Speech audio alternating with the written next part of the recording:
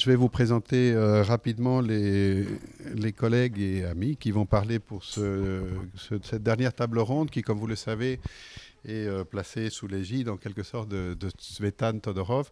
Bien sûr, Tsvetan a été convié à cette rencontre. Il nous a dit « je viendrai peut-être ». Le peut-être est encore possible puisque voilà, peut-être qu'il va pousser la porte, mais bon, nous allons commencer en son absence. La raison pour laquelle nous avons choisi de clore sur Tsvetan Todorov, c'est bien sûr parce qu'il est l'un des fondateurs du CRAL, mais parce que nous avons distingué autour de sa figure une thématique que l'on peut traduire par deux mots, éthique et politique. Et c'est un certain nombre de travaux du CRAL qui, depuis toujours, ont tourné autour de ces questions au pluriel. Et voilà, c'est ce qui va compléter notre parcours de cette journée avant de passer au film et au pot, auquel, bien sûr, vous êtes tous conviés. Donc, je les présente dans l'ordre de leur prise de parole. Nathalie, enfin, les présente, on est entre nous, mais quand même. Nathalie Hennig, Nathalie, donc sociologue que vous connaissez tous et dont je ne cite que les deux derniers ouvrages, De la visibilité, donc ce livre important de sociologie, dont il va être d'une certaine manière question aussi au moment du film. Vous allez comprendre pourquoi. Nathalie a d'ailleurs, par ailleurs, publié récemment Maison perdue, qui est un récit autobiographique. Donc voilà, simplement pour vous rappeler où est-ce qu'elle en est. Sinon, j'ai le... pour... ah, bah tiens, c'est incroyable. Bonjour. C'était pas prévu comme ça.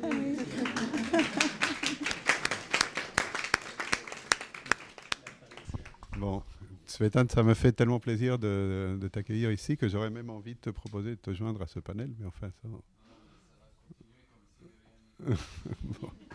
Je venais de dire que tu nous avais dit que tu viendrais peut-être, et c'est à ce moment-là que tu as poussé la porte, donc je suis encore tout impressionné par ce geste. Voilà, merci d'être là. Et donc je continue ma présentation en me tournant vers Barbara Carnevali. Et là, pour le coup, c'est d'une vraie présentation qu'il s'agit, puisque Barbara vient de rejoindre le CRAL. Elle a été élue maître de conférence ou maîtresse de conférence à l'EHESS en juin. Et donc aujourd'hui, c'est un peu sa présentation devant notre groupe. Je rappelle pour ceux qui ne connaissent pas son travail que Barbara Carnevali est philosophe. Elle est à l'origine, comme on dit, spécialiste de Rousseau. Elle a d'ailleurs publié sur Rousseau un livre important intitulé « Romantisme et reconnaissance, figure de la conscience chez Rousseau ». Et aussi, plus récemment, un ouvrage qui s'intitule « Les apparences sociales, philosophie du prestige » en italien, mais j'espère qu'il sera bientôt traduit en français. Et en tout cas, la présence de Barbara parmi nous s'explique par ce partage d'une problématique que l'on peut mettre sous le titre de l'esthétique sociale. C'est l'un des sujets qu'elle travaille et qui rassemble pas mal, ou qui croise pas mal des choses que nous faisons ici. Et enfin, Corinne Benant, qui est doctorante au CRAL, qui travaille sous la direction de Jean-Paul Collen sur la question de l'image de l'île au cinéma et qui a donc eu la gentillesse de répondre à notre appel à proposition. Donc voilà le panel. Je vais clore donc en disant quelques mots à mon tour. Mais d'abord, c'est vers Nathalie que je me tourne. Merci Esteban. J'espère que ma voix qui n'existait pas ce matin va tenir jusqu'à la fin de ma très courte intervention. Je comptais commencer en regrettant l'absence de Tsvetan, mais en ajoutant que ça me rendait les choses plus confortables. Donc ne t'en vas pas Tsvetan, mais voilà, tu es là. Donc je vais essayer de ne pas froisser ta modestie. Et voilà. Et surtout, j'espère que tu me pardonneras si je commence en disant que je dois faire un aveu, c'est que je n'ai lu aucun de tes ouvrages de l'époque, disons, du travail formaliste pour aller vite. Donc je n'ai pas lu Théorie de la littérature, je n'ai pas lu Littérature et signification, ni l'introduction à la littérature fantastique, ni Théorie du symbole. Enfin, j'ai rien lu de tout ça, voilà. Et cela étant dit, je n'ai pas l'impression d'être passé complètement à côté de ta pensée, parce que comme je le disais dans un colloque qui a eu lieu il y a 2 ans, je crois, en ton honneur, à l'école normale, je pense qu'il y a un premier Todorov et un second Todorov, comme il y a eu un premier Wittgenstein et un second Wittgenstein, oublie ce que je viens de dire. Et donc, moi, je suis passée à côté du premier, mais c'est le second qui m'intéresse. Voilà. Et je pense qu'entre les deux Todorov, il y a ce qu'on peut appeler un axiological turn, pour reprendre l'expression de linguistic turn, et de l'appliquer à la notion de valeur. Donc, le axiological turn. Et c'est donc après ce tournant que je suis entrée dans la pensée, me semble-t-il. Enfin, j'ai essayé d'entrer dans la pensée de Todorov à partir donc de cette question des valeurs, dont apparemment la production de la première partie était très éloignée, puisque ce premier Todorov s'est intéressé à la dimension la plus formelle de l'expérience, le discours, etc., bon, que vous connaissez tous et qui a été évidemment à l'origine de la création du Kraal. Donc voilà, c'est sur la production du premier Todorov que le Kraal s'est constitué avec les autres pères fondateurs dont nous avons parlé aujourd'hui. Et tu expliques très bien, Tsvetan, dans une autobiographie, pourquoi ta position en Bulgarie t'a amené à investir les dimensions les plus formelles, parce que c'était la seule façon d'échapper à l'emprise et à l'empreinte idéologique qui régnait à l'époque dans ton monde universitaire. Alors, on peut parler peut-être, tu ne seras peut-être pas d'accord, de fuite dans le formalisme. En tout cas, si j'emploie ce mot de fuite, c'est que rétrospectivement, j'ai eu le sentiment, mais c'est peut-être une projection de ma part, d'une façon de dépassionner des objets qui va s'inverser avec ce axiological term, vers l'investissement dépassionné d'objets passionnants. Bon, voilà. En tout cas, si on considère que la question des valeurs, c'est une question beaucoup plus investie affectivement que les questions plus formalistes.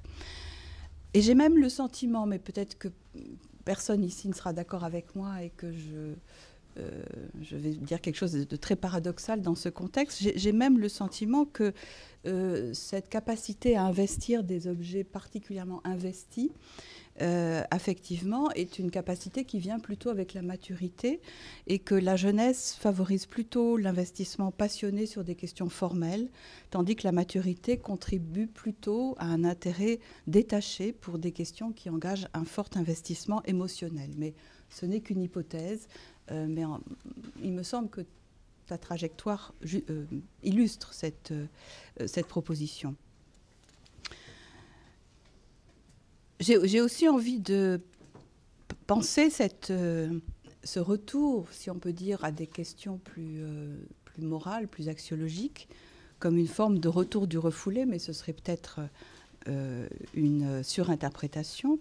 En tout cas, c'est l'idée que ce qui, à un certain moment, t'a intéressé, et pour certains d'entre nous, nous a intéressés, c'est que ce n'est plus seulement les cadres formels de notre rapport au monde qui fait l'objet de notre attention, mais le contenu des relations que nous entretenons avec autrui, et même plutôt que nous entretenons, que nous devrions entretenir avec autrui, puisque on est bien dans l'exploration du devoir-être et non plus de l'être, avec ce basculement dans cet investissement sur la question des valeurs. Et ce basculement, me semble-t-il, se situe, dans ton cas, dans les années 80, avec La conquête de l'Amérique et Nous et les autres, qui sont des livres que j'ai lus, par contre, et avec ce sentiment que s'ouvre tout d'un coup, notamment avec La conquête de l'Amérique, un nouveau continent, pas seulement géographique, mais un nouveau continent intellectuel, qu'on peut appeler le continent axiologique, le continent des valeurs. Simplement, l'Amérique, c'est loin, et sa conquête remonte à très longtemps, mais peut-être qu'il fallait ce détour dans l'espace et dans le temps, donc par la conquête de l'Amérique, pour se tourner vers ce qui nous regarde, pour reprendre un titre d'un très beau livre de Georges Dédues-Huberman, Ce que nous voyons, ce qui nous regarde, c'est-à-dire ce qui a eu lieu hier et qui a touché nos parents et nos grands-parents. On n'est plus du côté des Indiens de la Renaissance, mais on va s'approcher peu à peu de choses qui nous touchent de beaucoup plus près.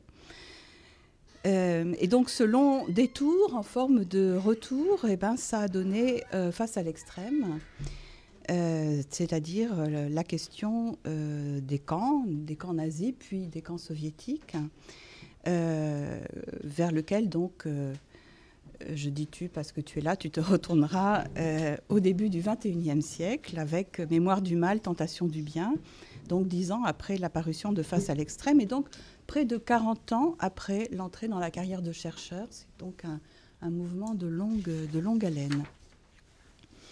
Et page 37 de la réédition en poche de Face à l'extrême, et je cite la réédition en poche parce qu'il se trouve que je suis passée à côté de la première publication. Je n'ai pas lu le livre quand il est sorti, je ne l'ai lu que lors de sa réédition en poche.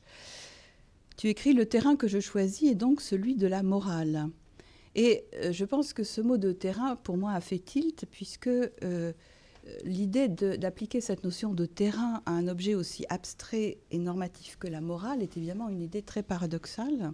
Mais c'est grâce à cela que j'ai réalisé que l'on peut traiter les valeurs comme un terrain d'investigation ethnologique ou sociologique, au même titre que les règles de parenté ou la structuration du champ littéraire, et non plus comme cela se fait en philosophie morale ou même en sociologie morale, les traiter comme un objet de prise de position normative de la part du chercheur.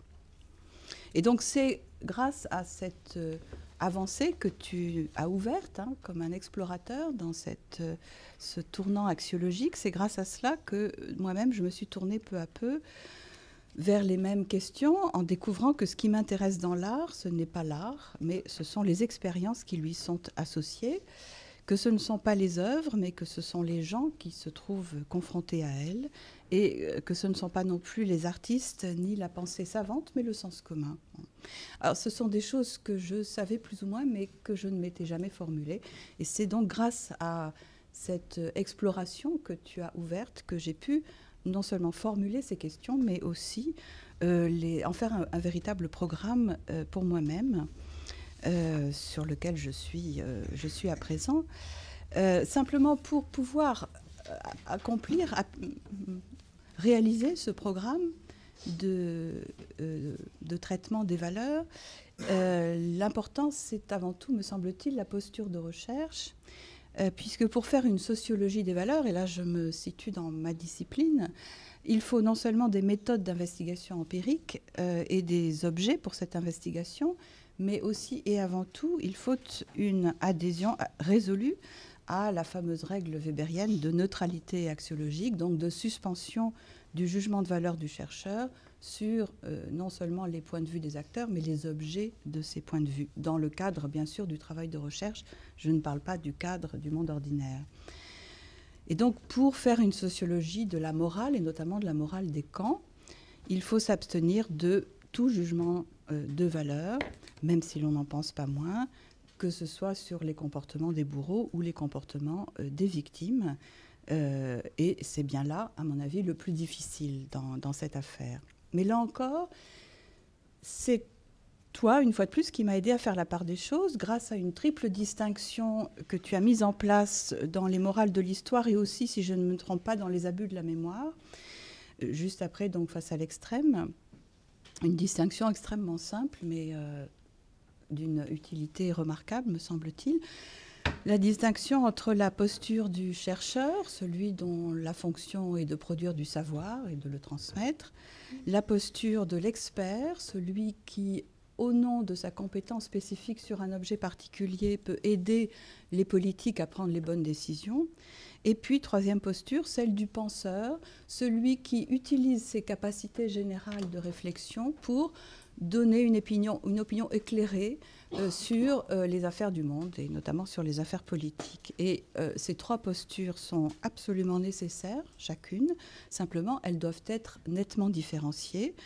Et ce qui est très souvent problématique dans nos positions d'intellectuels, entre guillemets, mot qui ne veut rien dire dès lors qu'on a en tête cette tripartition, c'est la confusion de ces trois postures. Et c'est cette confusion que désormais j'essaye systématiquement d'éviter grâce à la mise en place de cette distinction qui, à mon avis, est fondamentale et qui repose bien sûr sur une différenciation tout à fait résolue entre l'ordre de ce qui est et l'ordre de ce qui doit être. Et en même temps, c'est là où je pense que nos travaux peut-être divergent un peu, c'est que tu es allé toujours plus vers des prises de position assumées du point de vue politique et axiologique, alors que moi-même j'essayais de plus en plus de construire cette distance face à la normativité qui me permet de prendre pour objet les valeurs des acteurs plutôt que de les prendre pour éléments de prise de position personnelle.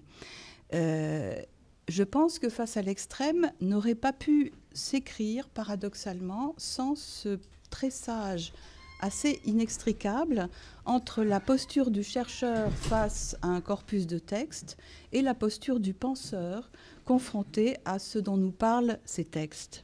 Car il me semble que c'est le sujet même de Face à l'extrême, à savoir l'extermination, qui appelait ce mélange de détachement et d'empathie, d'analyse et de compréhension, de comparaison raisonnée et de volonté de rétablir une justice, la justice pour ce que tu appelles des vertus quotidiennes et auxquelles tu as si bien su rendre leur place aux côtés des vertus héroïques.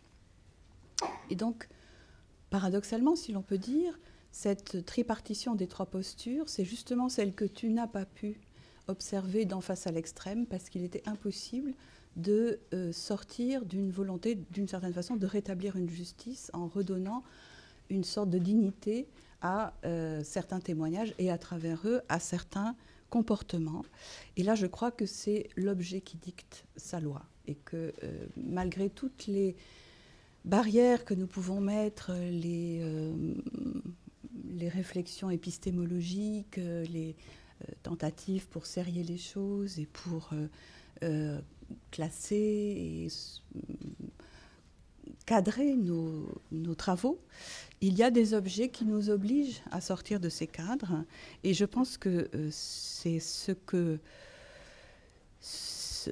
l'exemple de ce que tu as fait à partir de Face à l'extrême nous montre ce qu'est une des singularités de la Shoah. Il n'y en a pas qu'une, il n'y en a pas non plus 36, mais une des singularités de la Shoah, c'est qu'elle échappe à cette distinction claire, rigoureuse, rationnelle entre le savoir et l'action, le désir de connaissance et le désir de justice. Et c'est pour moi la leçon magistrale de Face à l'extrême. Voilà. Et c'est dans ce sens que j'essaye de continuer, même si je le fais de façon un petit peu différente. Voilà, merci. Merci beaucoup, Nathalie. Et je passe la parole à Barbara. Ma seconde prémisse, c'est aussi une déclaration un peu d'embarras parce que je me sens dans la position un peu Woody Allenesque de parler face à quelqu'un qui peut me corriger en disant « vous n'avez pas compris la signification de mon œuvre, de ma théorie ». Donc, je demande pardon pour mon choix de lecture.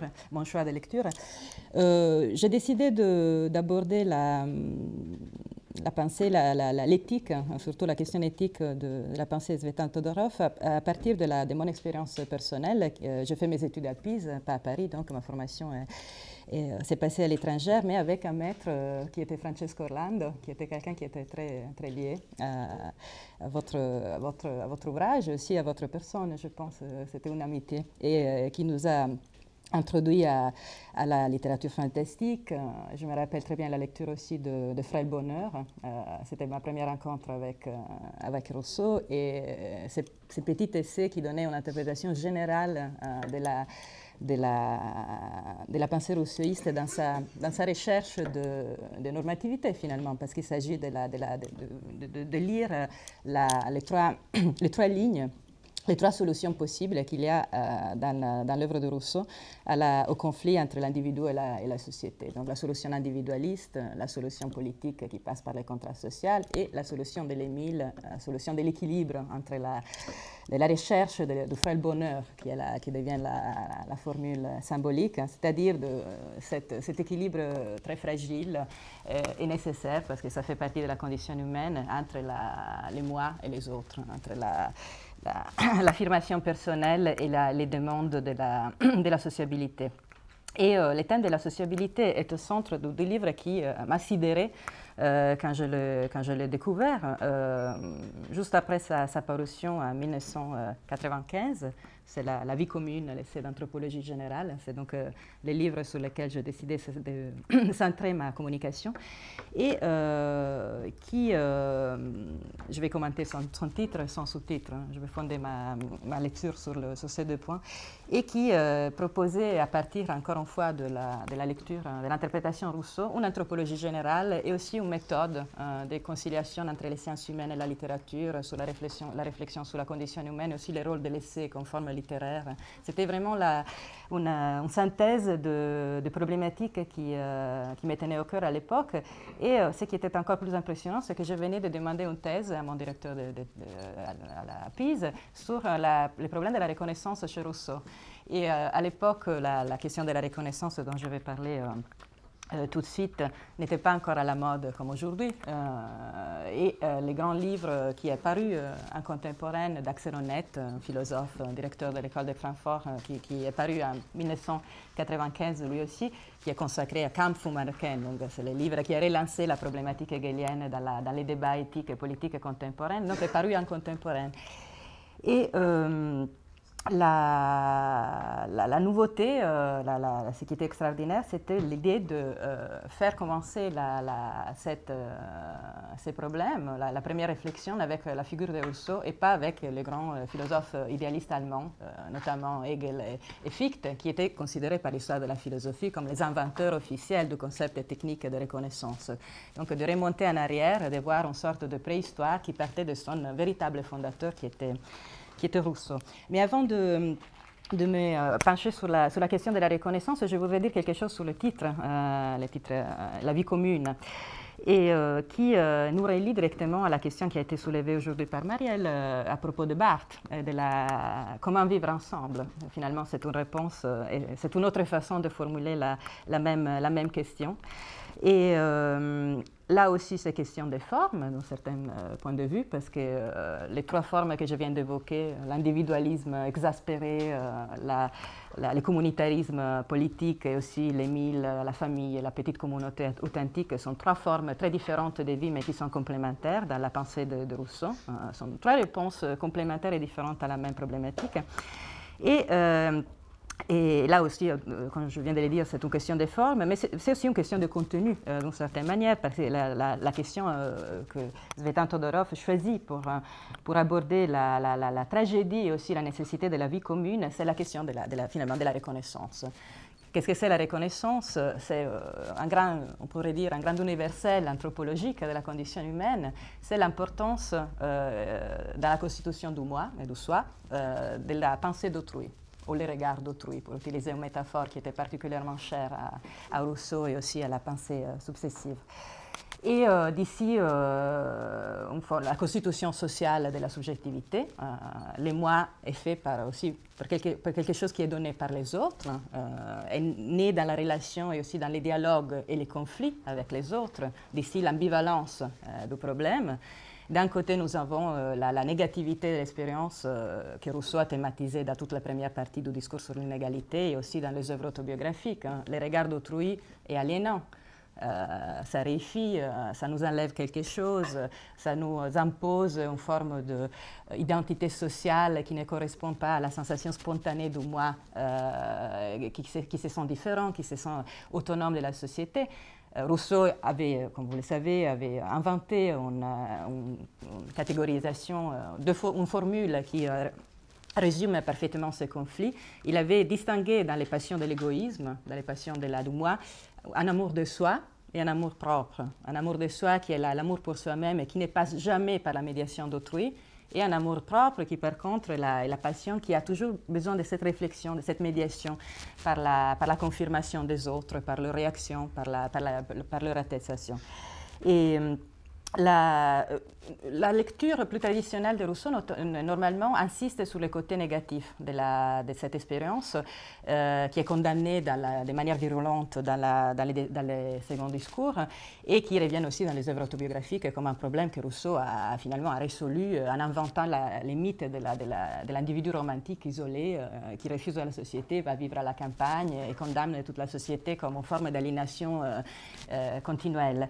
Mais dans la lecture de Tzvetan Todorov, il y avait aussi une ligne une lecture originelle qui était très vraie, parce qu'elle était présente dans les textes, et qui était celle qui, par contre, se penchait sur les milles, donc les textes les plus positifs dans sa façon d'aborder les questions de la sociabilité, et où il y avait une forme de solution intermédiaire qui trouvait un équilibre entre les demandes des confirmations par autrui et aussi la stabilité de moi et l'authenticité. Donc, la famille, la petite communauté qui partage des valeurs deviennent aussi des formes de vie qui sont considérées comme normatives. Je passe dans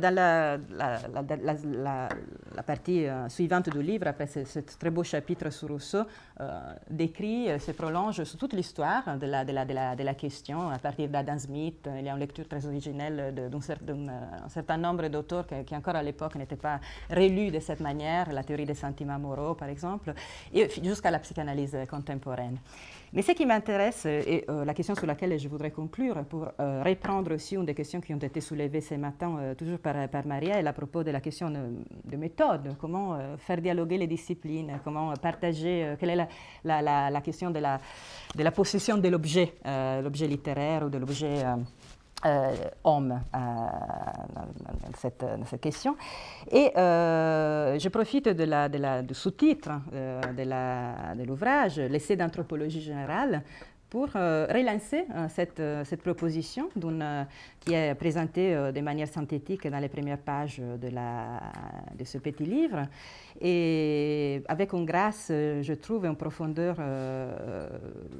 impressionnante, et dans lesquelles l'anthropologie générale est présentée comme une forme d'interrogation interdisciplinaire sur la condition humaine qui relie les sciences humaines et la philosophie, sans combat, mais au contraire en partageant les mêmes objets, l'homme, et aussi les interrogations ultimes sur sa condition. Et la première est celle de la société, comment vivre avec les autres, quel est le rôle de la société dans la formation du moi, mais aussi en cherchant Tzvetan Todorov souligne par exemple le fait que les sciences humaines apportent l'empirie, l'observation, l'étude des cas, la capacité de regarder les détails, de ne pas avoir peur du concret. Et la philosophie apporte sa capacité de formuler des problèmes de manière générale, sans avoir la prétention philosophique de dire la vérité ultime et d'enlever aux sciences humaines leur capacité de décrire et de comprendre les concrets. Et dans ce dialogue très, très fécond, donc dans cet essai l'épreuve majeure, il y a aussi un rôle très important pour la littérature, qui est celui d'un savoir sur l'homme qui a deux qualités qui sont soulignées à la fin de préface. On pourrait faire une liste probablement de points de force de la littérature, de son apport spécifique à la connaissance de l'homme et à l'anthropologie générale. Tzvetan Todorov en cite deux en particulier.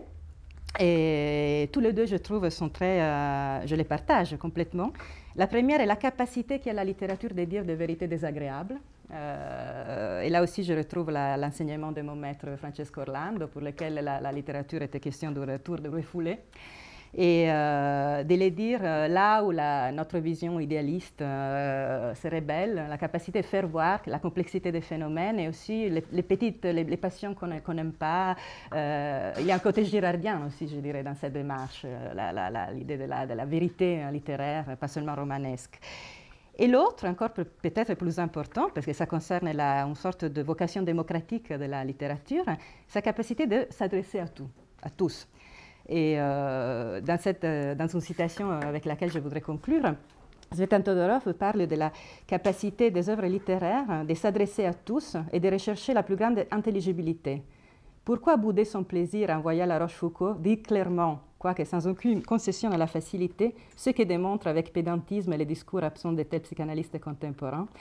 Et avec cela, il y a, je pense aussi, une possible réponse à la question qui était posée aujourd'hui par Marielle sur la question de l'interdisciplinarité et de la division du travail, parce que je pense que c'était ça la question. Je dirais il y a une mauvaise division du travail qui est celle qu'on a connue tous, je pense, et qui est celle de la division des frontières et surtout du fait de réclamer un objet comme partie constitutive de sa discipline, de dire nous on s'occupe de ça et là l'homme devient difficile à classer parce qu'il est divisé en plusieurs disciplines. Mais il y a aussi une division du travail je pense, très féconde. Je suis weberienne de ce point de vue, moderne, c'est-à-dire je pense que chaque discipline porte son regard particulier sur l'objet. Donc c'est normal de demander à un philosophe, aujourd'hui on a cité le cas de Martha Nuss, bon, évidemment, en lisant un roman d'Henry James, elle voit la continuité avec la tradition morale occidentale, ce qui relie d'Aristote, et c'est son travail, c'est là que son regard a la capacité de voir des connexions que les autres n'ont pas. Et ceux qui sont plus à l'aise avec les questions formelles ont leur regard qui apporte beaucoup de choses. Ce qui importe, à mon avis, c'est de partager l'objet et de partager des instruments pour l'interpréter. L'objet est commun et ce qu'on peut mettre en commun, ce sont les outils pour les comprendre mieux. Et je pense que c'est mon expérience de toute manière et qui ne voit aucunement une forme d'antagonisme, de légitimité, mais vraiment un partage à partir de problématiques et surtout des objets communs. Et je pense que la leçon de Tsvetan Todorov est vraiment celle d'un maître de ce point de vue. Je vous remercie.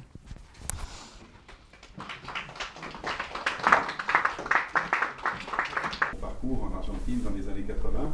Et donc tout ça pour rappeler à quel point, ce que je disais tout à l'heure, cette scène du Kral a été quelque part une scène internationale. Je ne dis pas que le Kral en tant que tel était connu à l'étranger. Moi-même, je n'en avais pas entendu parler, j'avoue, mais je suis très content qu'on se retrouve ici 30 ans plus tard à découvrir de manière rétrospective comment des fils très nombreux se sont tissés au sein de ce laboratoire et qui ont vraiment essaimé de manière assez variés, et même très variés sur le plan géographique comme sur le plan théorique. Alors, je vais dire juste très rapidement que quand je suis arrivé en France en 1990, la première personne qui m'a accueilli en France comme étudiant et au sein de l'école des études, c'est Jacques Lénard qui est ici et que je salue et je remercie rétrospectivement parce que c'était pour moi le point, disons, la porte d'entrée pour ce monde où je suis resté depuis. Et donc inutile de souligner que, comme il a été dit ce matin, Jacques, en étant dans le sillage de Lucien Goldman et dans le sillage plus lointain de Lukács, bien sûr, et d'une certaine pensée marxiste, était pour moi une prise de contact avec une tradition théorique qui était, je ne dis pas définie seulement par la politique, mais enfin évidemment était très très marquée par cela. Et donc cette hospitalité de Jacques a été pour moi décisive, alors que moi je venais donc d'une Argentine où j'avais travaillé comme critique musicale en me frottant un peu à la sémiologie à partir de ces lectures et de ce contact avec ce sémiologue dont je vous ai parlé tantôt, Oscar Esteban, mais qui me suis formé aux sciences sociales et au métier d'histoire de la musique, d'historien de la musique, à partir de cette première rencontre à l'école qui s'est prolongée après, puisque je vous parle de mon parcours dans ce labo, avec mon travail d'étudiant sous la direction de François Descales, dont j'aimerais aujourd'hui que j'aimerais saluer, même si elle n'est pas là, et avec qui j'ai fait ma thèse. Et on verra d'abord ma thèse. Et pourquoi j'évoque le travail de Françoise, pas seulement pour lui rendre hommage, bien sûr, mais parce qu'en fait, ce que François Descales essayait de faire à l'époque où j'ai rejoint son séminaire, c'était de transposer en quelque sorte, et le terme musical est bien choisi, transposer dans le domaine musical beaucoup de choses que Gérard Genette, dont on a parlé tantôt, était en train de développer dans le domaine qui est le sien, donc la littérature. Pour résumer les choses, moi j'ai entendu parler de textes, de paratextes, de tout ce vocabulaire développé par Genette dans le séminaire de Françoise qui nous apprenait, nous montrait qu'est-ce qu'on pouvait identifier comme paratexte autour des œuvres musicales. Et moi, cette question du paratexte est devenue un mot-clé pour moi qui m'a permis justement de replacer la question des œuvres musicales dans des configurations idéologiques dont le paratexte était un peu le mot fétiche. Et donc à partir de là, bon, j'ai fait ce travail avec elle qui est devenu ma thèse autour de la réception politique de la 9e symphonie de Beethoven. Et je pense que sans ce que Françoise avait repris de Genève, et qui a priori peut paraître comme le côté le plus formaliste, entre guillemets, de ce que nous avons fait ici,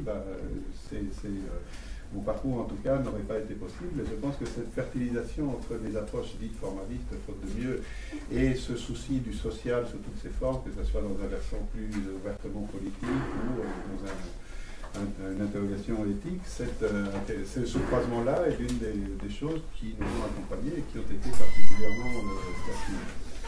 Et je pense que c'est ce croisement-là qui est au cœur du travail, d'une partie du travail de Tsvetan Todorov. Et là, je voudrais me tourner vers lui pour lui dire à quel point la lecture de La Conquête de l'Amérique, par exemple, a été importante pour moi. Et pas seulement parce que je venais de l'Amérique et je pouvais toujours penser que c'était le nous européen qui s'adressait aux eux américains dont j'étais, enfin, c'est une blague là. Mais parce que là, j'ai vu en acte, disons, comme une sorte d'exemple, cette articulation entre ce background sémiologique que j'avais, disons, incorporé assez tôt et ces soucis politiques qui, dans mon cas, étaient définis par le fait que je venais d'Argentine avec l'héritage de la dictature, le problème de cet héritage qui, d'une certaine manière, m'a travaillé, m'a occupé jusqu'à aujourd'hui. Alors pour ce qui est de ce que j'ai découvert aussi en même temps que donc, le séminaire de Françoise et le séminaire de Genève, où j'ai su de loin Jean-Marie Schaeffer, à l'époque où Genève travaillait donc à ce qu'allait devenir l'œuvre de l'art, et à cette relecture de Kant qui a été tellement importante dans les années 90. C'est par ce biais-là, par exemple, que moi je me suis retrouvé à interroger des choses que Bourdieu, par exemple, avait développées d'une manière tout à fait indépendante autour de la question de l'autonomie de l'art comme une idéologie, en quelques mots. Et donc, là encore, c'était Kant, c'était Genève, c'était Jean-Marie, et pourtant, pour moi, c'était une nourriture assez directe pour des questions qui restaient totalement marquées par cette question, comment la musique classique travaille dans des configurations idéologiques, comment on peut penser l'articulation entre la saisie de l'œuvre dans une perspective musicologique et la question de sa socialisation, et en particulier sa socialisation politique. Donc voilà, je ne vais pas être plus long que ça, mais moi ce que je sens envie de dire aux gens du CRAL, aux membres anciens comme aux nouveaux, et même aux morts, si je peux me permettre, c'est de dire merci. Dire merci parce que ça a vraiment marqué complètement tout ce que j'ai pu faire dans ce métier de chercheur depuis donc ces années un peu lointaines maintenant de mes années argentines. Et donc je dis merci et en même temps je conclurai d'ailleurs par ça. C'est pour moi ma manière de poser, de répondre à cette question de quoi hérite-t-on, comment hérite-t-on, dans la mesure où c'est là où je voulais en venir en conclusion et pour sortir de ce registre un peu personnel, c'est qu'il me semble que nous n'avons pas l'habitude de commémorer au sein du monde de la recherche. Moi-même, j'ai étudié certaines commémorations autour de la musique, par exemple, et là, c'est extrêmement balisé, on sait comment ça se passe, et en général, c'est pas très intéressant, précisément parce qu'on sait comment ça se passe. Et je remarque que dans notre milieu, nous n'avons pas une culture de la commémoration, ni de l'image, ni même de l'histoire de nos propres pratiques. Et je vous dis tout de suite, je suis très heureux que ça soit comme ça, en proposant avec Marielle et Giovanni cette journée autour des 30 ans, et pas du tout pour soi-disant fonder une tradition, ni vous donner rendez-vous l'année prochaine pour les 31 ans. Mais c'est juste parce qu'il nous a semblé que c'était intéressant de poser une question autour de ce rapport à notre propre histoire.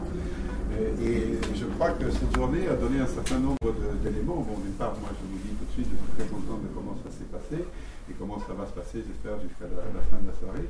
Et en même temps, ça a donné un certain réseau de termes où on s'est posé la question de l'héritage, la question de savoir si Barthes était le père ou le parrain ou la mère, j'ai dénommé cette image de la mère, et comment tout ça était ou non relié à des questions qui touchent ce que je pourrais appeler notre culture théorique. Tout à l'heure, j'ai eu envie d'intervenir et puis bon, l'occasion est passée. Mais il me semble que le statut même de ce qu'est la théorie dans nos milieux est devenu une sorte de point d'interrogation en soi. Par exemple, on dit d'un chercheur, en général, pour en faire l'éloge, il n'a pas prétendu de faire une théorie, c'est pas ce qu'il a employé. Par contre, il nous a proposé des outils ou des catégories. Et en même temps, Giovanni, on a souvent parlé de l'importance qu'il y avait de la notion d'objet théorique pour des gens comme Danish, par exemple, pour toi, bien sûr. Et donc, il me semble qu'autour de la théorie, il y a quelque chose qui se joue qui est indissociable de la notion même d'héritage et de ce que l'on peut faire comme conduite face à ces questions, des dates qui reviennent simplement. Si on s'est réunis cette fois-ci, c'est parce que 30, c'est le 29 et 31, et c'est comme ça que marchent toutes les commémorations. Et au moins, j'espère que nous avons, si je peux dire, l'avantage par rapport à d'autres domaines qui, eux, commémorent de manière régulière, que c'est notre métier de nous interroger sur ces choses-là, et de nous interroger sur les rituels de commémoration, par exemple, la question de la mémoire, bien sûr, qui a été tellement importante à tant d'égards, et sur le statut de ce qui est légué, de ce qui est transmis par les auteurs, ces auteurs qui en même temps ne sont jamais aussi importants pour nous que lorsqu'on apprend à les critiquer. Et comme cette phrase sur Brecht par Müller qui a été évoquée aussi tantôt. Donc voilà, je ne veux pas être plus long, d'une part parce que nous avons rendez-vous dans 15 minutes pour le film, et surtout parce que je ne voudrais pas qu'on se quitte sans au moins proposer à tous les tables de prendre la parole. Si ça ne dérange pas, on enregistre. Oui, mais je ne vais rien dire. Je suis impressionné par l'affluence de cette réunion. Je croyais que ce n'était pas intéressant et je m'aperçois que si. Et qu'il y a beaucoup de personnes qui se sont égarées dans cette salle de classe. Et donc, on a appris beaucoup de choses. Mais sinon, je n'ai pas à commenter mon propre parcours, bien sûr, mais je suis content que le CRAL existe toujours. Lorsqu'on l'a créé avec Raymond et quelques autres en 83, on pensait que c'était une bonne petite solution provisoire et finalement, il se renouvelle. La plupart des visages ici me sont inconnus. Donc, en fait, ça me plaît beaucoup. Voilà.